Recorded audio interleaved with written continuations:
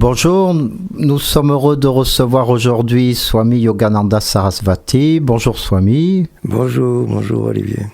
Voilà, je pense que ce qui serait bien, c'est que déjà vous présentiez peut-être votre maître, Shankaracharya, en disant pourquoi vous avez rejoint son ordre, pourquoi vous avez consacré votre vie en quelque sorte à son enseignement. Oui. C'est une grande question, alors ça remonte loin en plus. J'ai été initié par grande chance dans l'ordre de Shankara, mais sans à ce moment-là être forcément déjà bien aguerri dans l'enseignement de Shankara. Voilà. Et puis c'est peu à peu, j'ai compris l'importance des textes commentés par Shankara et des textes fondateurs, quoi, voilà. Ce qui m'a peu à peu amené à entrer dans le sanskrit et dans le corps même des textes et le cœur des textes, voilà. Et j'ai trouvé que c'était en fait un retour aux sources, donc c'est ce qui fait que j'ai plongé dans le sanskrit, j'ai fait un plongeon et dans lequel je ne suis toujours pas sorti, je suis toujours plongé dedans et ça sera jusqu'à la fin de ma vie, je pense, puisque le sanskrit est sans fin. Donc je suis sûr qu'il sera avec moi jusqu'au bout. Voilà. C'était des enseignements tellement importants, profonds, purs, que voilà, oui, toute ma vie a été consacrée à cela et elle l'est encore, et elle sera jusqu'au bout. Voilà, il n'y a même pas de choix, c'est comme ça. Et c'est une vie d'étude, de service, de prière. Oui, d'accord. Oui. Parce que souvent, on pourrait penser que c'est surtout une vie intellectuelle, vu comment on va dire, les préjugés qu'on pourrait avoir sur Shankaracharya, mais cette étude des textes, elle est un tremplin pour être ouvert au service, à la prière. Oui. D'accord. Mais la connaissance, en même temps, ne peut pas se passer de l'intellect non plus. Voilà. L'intellect, le mental et l'intellect nous accompagnent toute la vie et il faut en faire bon usage et voilà. Les éduquer et s'en servir. C'est pas... voilà. Et si vous deviez résumer en quelques mots quel est le type de lumière qu'a été Shankaracharya, pourquoi son nom reste encore connu d'aujourd'hui, pourquoi tant de personnes suivent son enseignement? Parce qu'il a apporté en quelque sorte une unité parmi différents courants spirituels de l'époque. Il a montré l'essence de tous ces courants. Voilà, donc il a dépassé les limites des écoles et des sectes des différents mouvements, en montrant l'essence. Voilà. Donc, et puis il a commenté les textes majeurs, qui sont les Upanishads, le Bhagavad Gita, les Brahma Sutras, qui sont quand même les textes fondateurs. Donc, ils avaient été commentés déjà avant, bien sûr, mais on ne possède pas les commentaires antérieurs. Donc, les plus anciens, ce sont ceux de Shankara. Oui, ce sont les plus anciens. Oui, qu'on possède. Oui, bien sûr. Voilà, qui ont été transmis.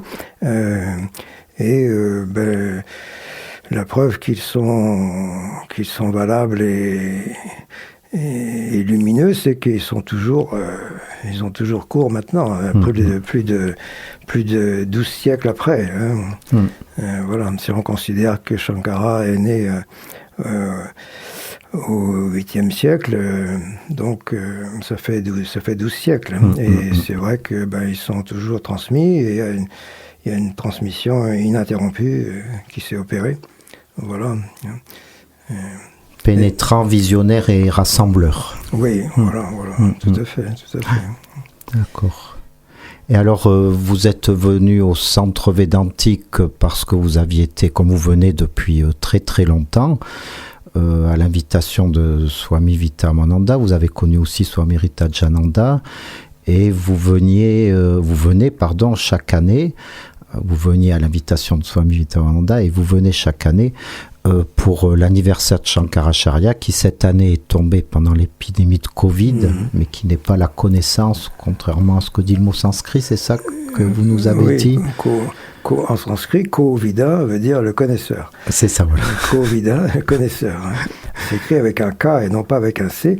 Le connaisseur du quoi et du comment. Ko-vida. Voilà, c'est une façon de faire un jeu de mots. Un clin d'œil, oui. Et alors cette fois-ci, la conférence portait sur le dharma. Alors comme vous l'avez dit, c'est une notion fondamentale. Alors entre autres parce que elle est la base à partir de laquelle on peut atteindre les 3 buts. Je crois que c'est comme ça que vous l'avez dit, la prospérité, l'amour et la libération. Voilà. Oui. Et oui, le dharma, c'est la chose essentielle.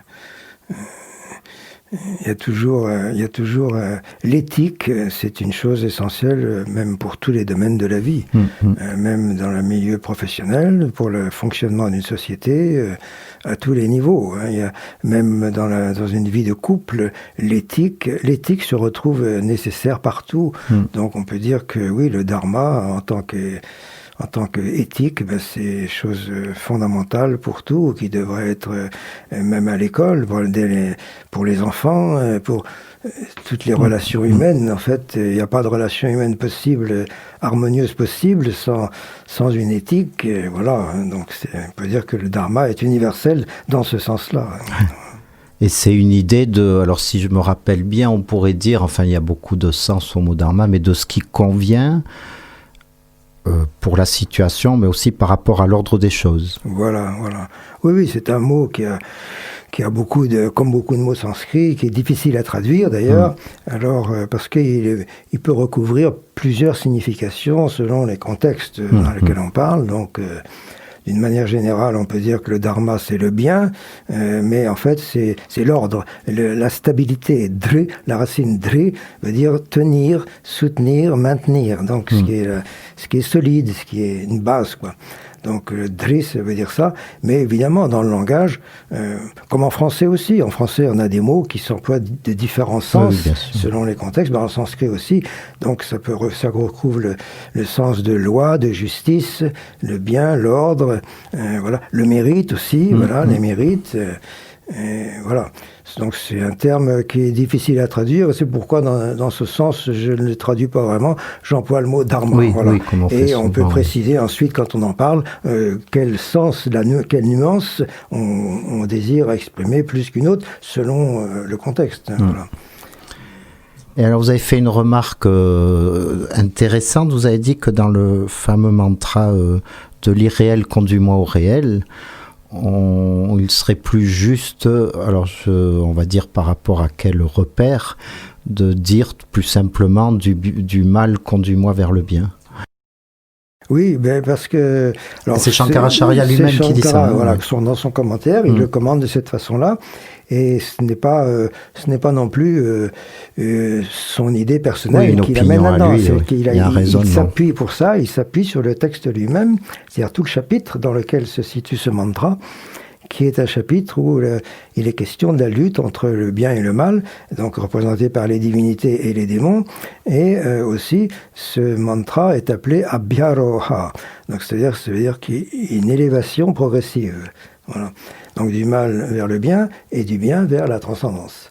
Voilà. Et aussi parce que le mantra est qualifié aussi de pavamahana, c'est-à-dire de purificateur.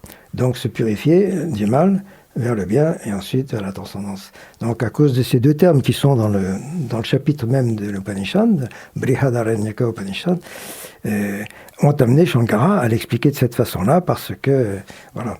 Mais sinon il n'y a rien il n'y a aucun inconvénient à dire de l'irréel conduis-moi au réel, bien sûr, parce que ça reste quand même le but. Oui, bien sûr. Oui. Voilà. Mais le mantra lui-même, Shankara le conçoit différemment, dans le sens où il y a une partie du mal vers le bien et du bien vers la transcendance. Voilà.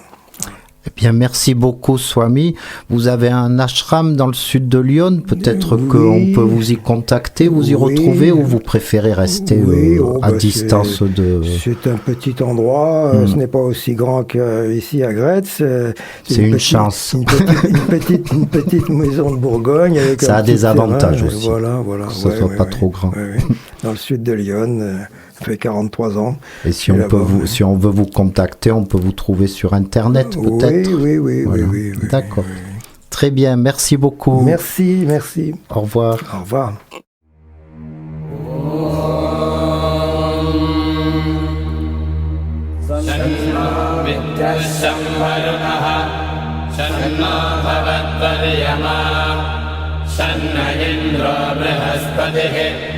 शन्नो विष्णुरुक्रमः नमो ब्रह्मणे नमस्ते वायो त्वमेव प्रत्यक्षं ब्रह्मासि त्वमेव प्रत्यक्षं ब्रह्म वदिष्यामि ऋतं वदिष्यामि सत्यं वदिष्यामि तन्मामवतु तद्वक्तारमवतु अवतु माम् अवतु भक्तारम् ॐ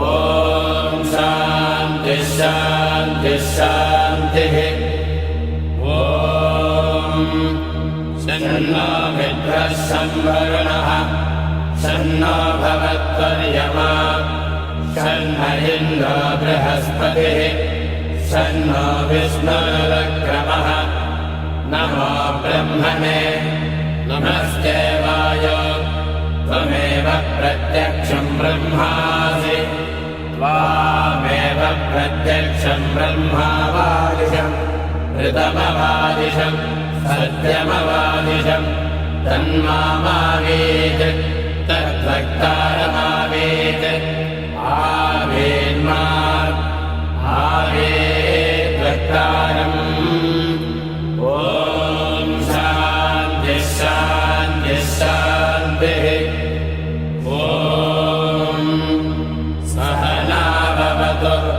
सहनौ भुनक्तु सह वीर्यङ्करवावहै तेजस्विनावधीतमस्तु मा विद्विषावहै ॐ शान्तिः ॐ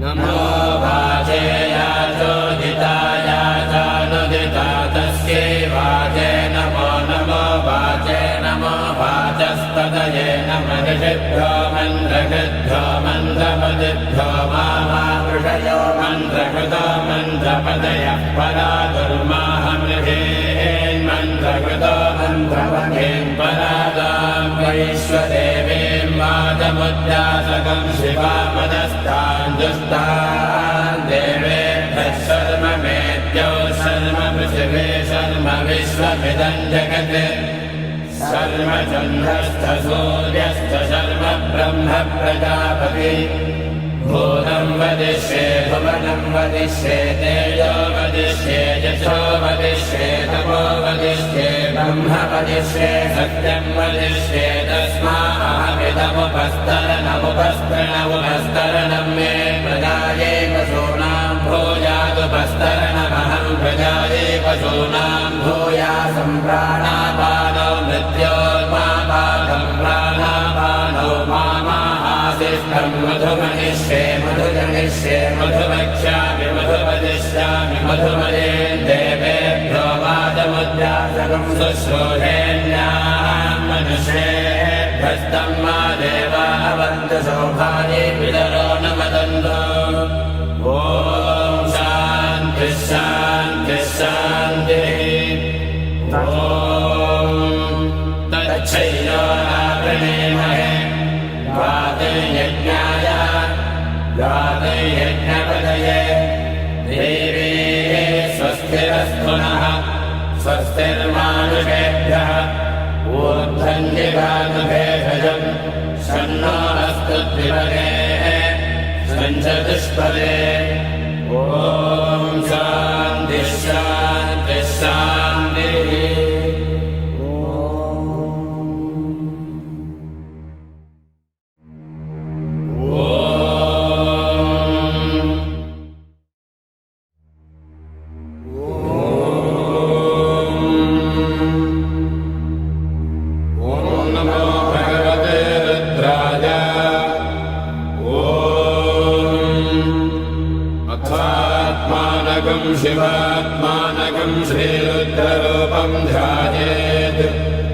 शुद्धस्फटिकसङ्काशम् त्रिनेत्रम् पञ्चवक्त्रकम् गङ्गाधरम् दशभुजम् सर्वाभरणभूषितम् नीलग्रीवम् शशाङ्काङ्कम् नागयज्ञोपवेदिनम् व्याघ्रधर्मोत्तरीयम् च वरेण्यमभयप्रदम् कमण्डलवक्षसूत्राणाधारिणम् शूलपाणिनम् ज्वलन्तम् पिङ्गलजटाशिखामद्योतधारिणम् वृषस्कन्धसमारोढम् उमादेहार्थधारिणम् अमृतेनाप्लुतम् शान्तम् दिव्यभोगसमन्वितम् दिग्देवता समायुक्तम् सुरासुरनमस्कृतम् नित्यम् च शाश्वतम् शुद्धम् ध्रुवमक्षरमव्ययम् सर्वव्यापिनमीशानम् रुद्रम् वै विश्वरूपिणम् एवम् ध्यात्वा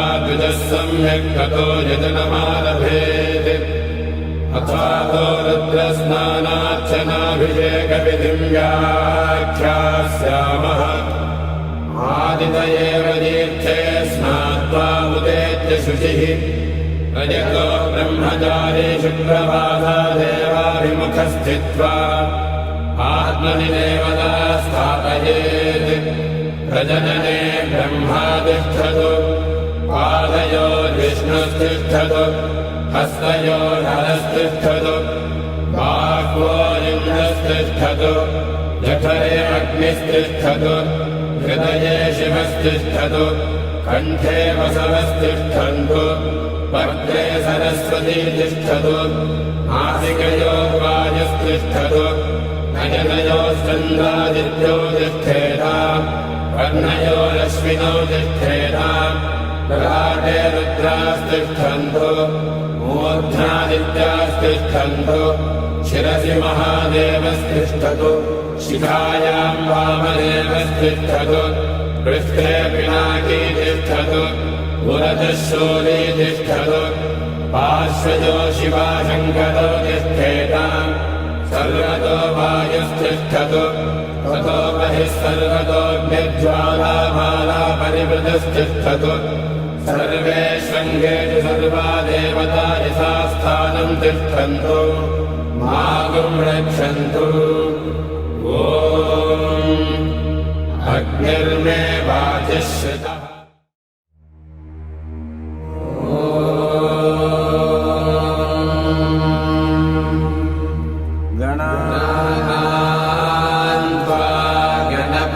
गणपतिगम्भवामहे कविम् कवीनामुपमश्रवस्तमम् ज्येष्ठराजम् ब्रह्मणाम् ब्रह्मणस्पत आनः शृण्वन्नोतिभिः सीदसादनम् ॐ महागणपतये नमः।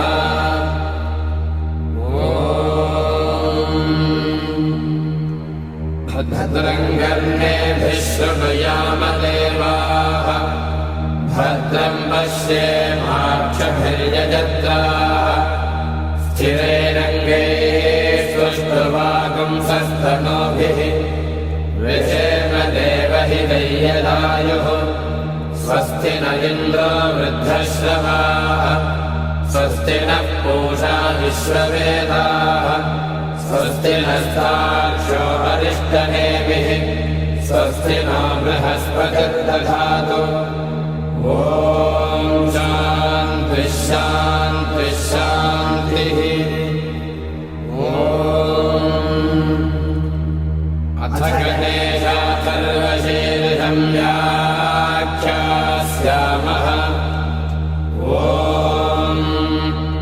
नमस्ते गणपतये त्वमेव प्रत्यक्षम् तत्त्वमसि त्वमेव केवलम् कर्तासि त्वमेव केवलम् धर्तासि त्वमेव केवलम् हर्तासि त्वमेव सर्वम् खल्विदम् ब्रह्मासि त्वम् साक्षादात्मासि नित्यम् ऋतम् भस्मि सत्यम् भस्मि अवत्वम् माम् अपभक्तारम् अपश्रोतारम् अपधातारम् अपधातारम् अपानो शिष्यम् अवपश्चात्तात् अवपुरस्तात् अवोत्तरात्तात् अवदक्षिणात्तात् अवचोर्ध्वात्तात् अवाधरात्तात्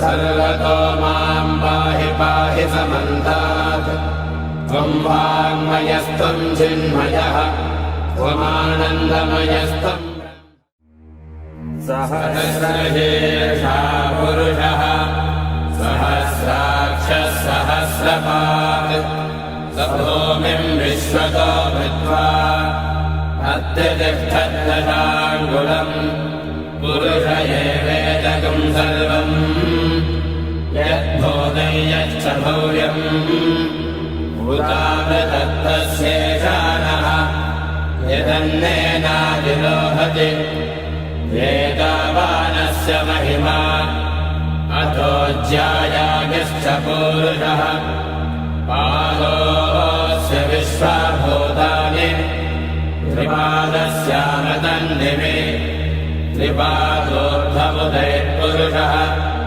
पादोऽस्येह भवात् पुनः ततो विश्वं यद्गामत् साचनानशने अभि तस्मात् विराजजायत विराजो अधिपूरुषः स जातो अत्यरिच्यत पश्चात् भूमिमतो पुरः यत्पुरुषेण हविषा देवायज्ञमतन्वत वसन्तो अस्यासीनाज्यम् ग्रीष्मयुग्मः शरद्रविः सप्तास्यासन् परिधयः त्रिसप्तसमिधः कृताः देवाय यज्ञन्धन्वानाः अबद्धन् पुरुषं वशन् तैयज्ञम् बर्हिः प्रोक्षन् पुरुषं जातमग्रतः तेन देवा अयजन्त साध्यार्हयश्च ये तस्मात् यज्ञात् सर्वहुतः संवृतं वृषधाज्यम् अशोगस्तागस्तग्रे वायव्यान् आरण्यान् ग्राम्याश्च ये तस्मात् यज्ञात् सर्वहुतः सामानि यज्ञे छन्दागुंसि यज्ञे तस्मात्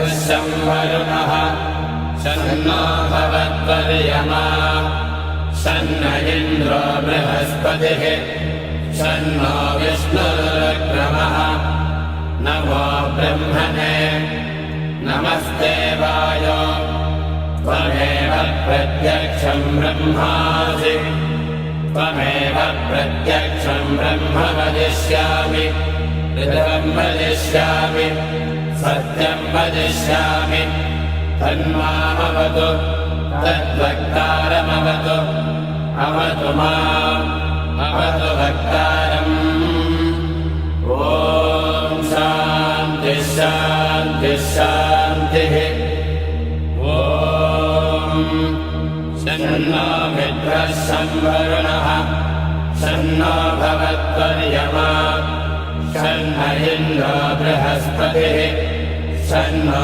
विष्णुरुक्रमः नमो ब्रह्मणे नमस्ते वायो त्वमेव प्रत्यक्षं ब्रह्मासि त्वामेव प्रत्यक्षं ब्रह्मावादिशम् ऋतमवादिशम् सत्यमवादिशम् तन्मामावीत् तद्वक्तारमावीत् आवेन्मा आवेद्वक्तारम् ॐ शान्तिः शान्तिः शान्तिः ॐ सहनाववतु सहनौ भुनक्तु सह वीर्यङ्करवावहै तेजस्विनावधीतमस्तु मा विद्विषावहै ॐ शान्तिः शान्तिः शान्तिः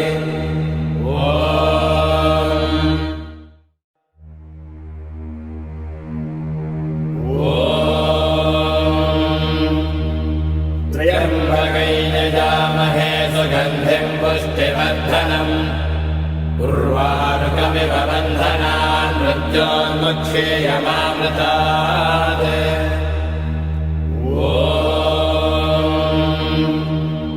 त्र्यम्बकैर्यजामहे सुगन्धिम् पुष्टिवर्धनम् उर्वारुकमिव बन्धनान् मृत्योन्मुक्षेयमामृतात्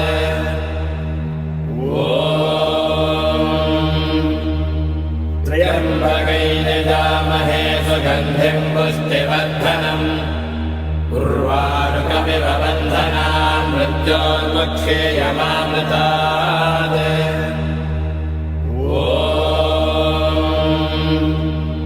त्र्यम्बकैर्यजामहे सुगन्धिम् पुष्टिवर्धनम् उर्वारुकमिव बन्धनान् मृत्योन्मुक्षेयमामृतात्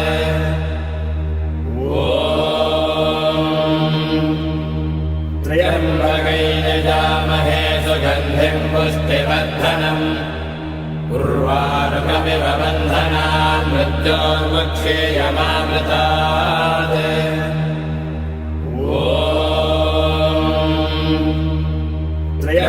त्र्यम्बकैर्यजामहे सुगन्धिम् पुष्टिवर्धनम् उर्वारुकमिव बन्धनान् मृत्योन्मुक्षेयमामृतात्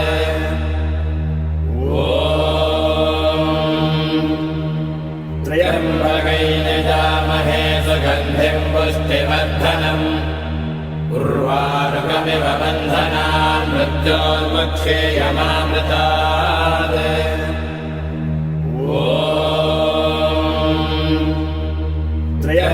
त्र्यम्बकैर्यजामहे सुगन्धिम् पुष्टिवर्धनम् उर्वारुकमिव बन्धनान् मृत्योन्मुक्षेयमामृतात्